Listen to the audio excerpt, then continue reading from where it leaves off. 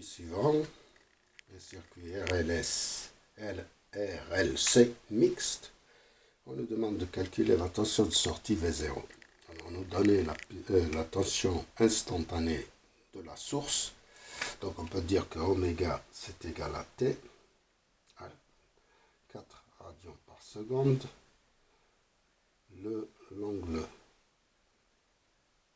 d'origine c'est moins 15 degrés. La tension maximale c'est 20 racine de 2. La tension effective Vs c'est égal à 20.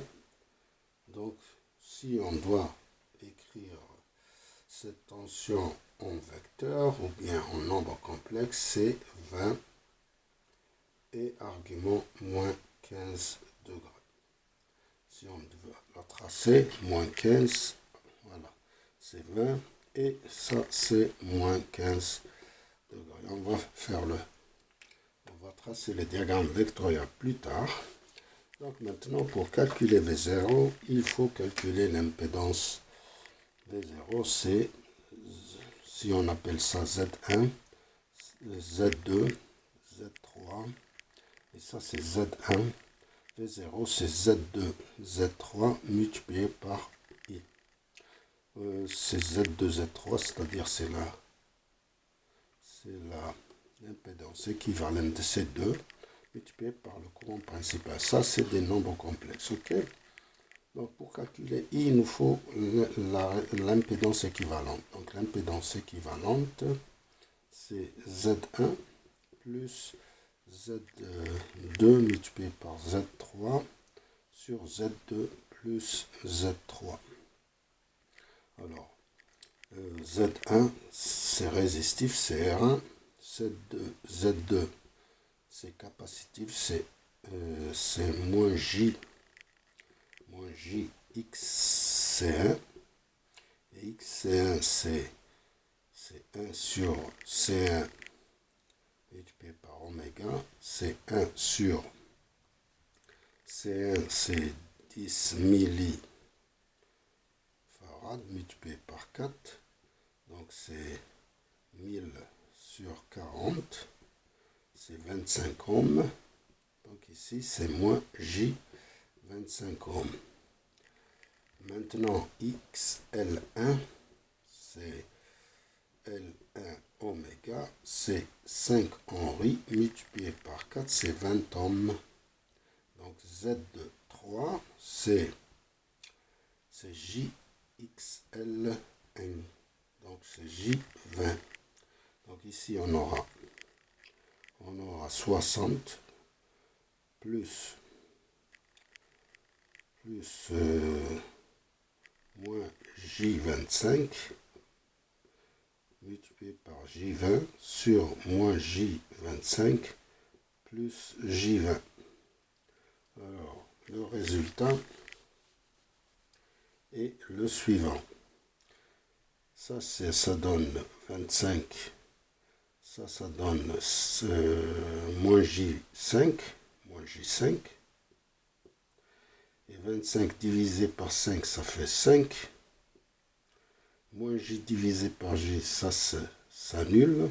Donc on aura 60 plus 5 fois 20, J 100. Voilà, Z équivalente, c'est égal à 60 plus J100. En forme polaire, on aura 116,61 argument 59,03 degrés en ohm. Ça, c'est racine carrée de 60 au carré plus 100 au carré. Et ça c'est arc tangente de 100 sur 60. Voilà. Et on a calculé tout ça. Maintenant, on va passer au calcul du courant. Le courant, c'est la tension source sur l'impédance. Tout ça, c'est des nombres complexes. Ok? Je n'ai pas écrit. On peut toujours mettre cette barre au-dessous pour dire que c'est un nombre complexe. Mais là, on travaille qu'avec les nombres complexes. Quand c'est un module, on vous le dira. Donc CVS, c'est 20 moins 15 sur 116, 61, 59, 0,3.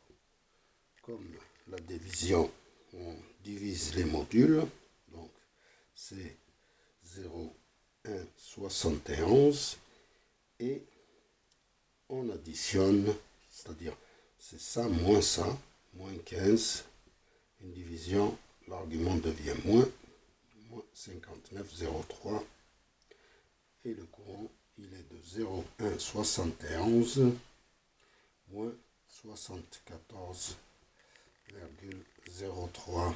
Je l'écris ici. I c'est 0,171 moins 74,03. Alors, il faut se rappeler de Z2 de 3 parce qu'il nous le faut.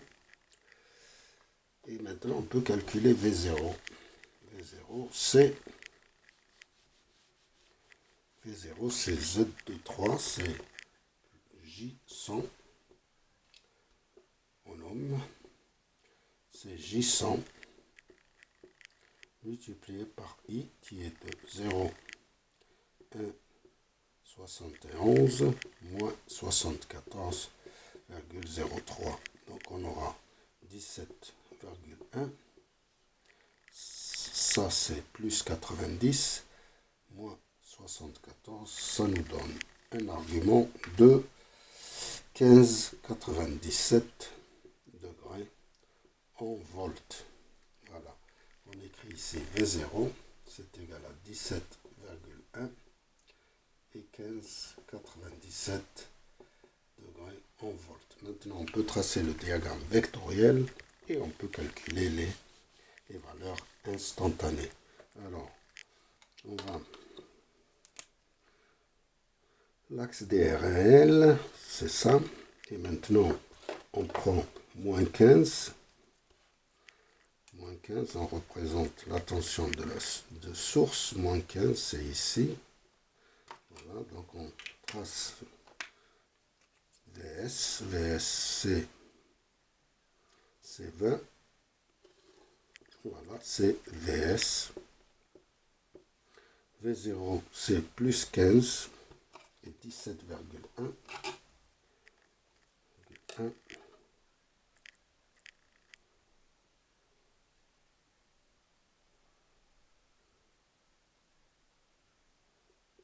Donc j'ai à peu près ça, c'est V0.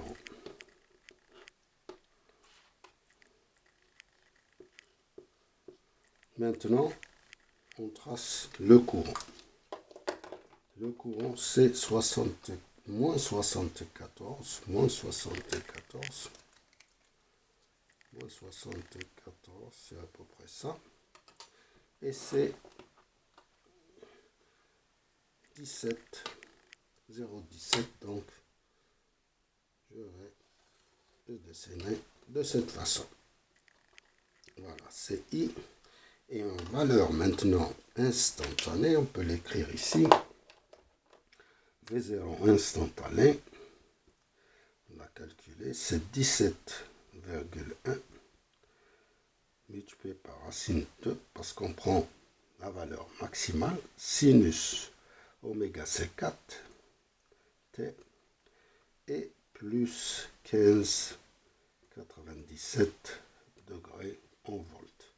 VS, on l'a écrit, c'est 20 racine de 2, sinus 4T, moins 15 degrés.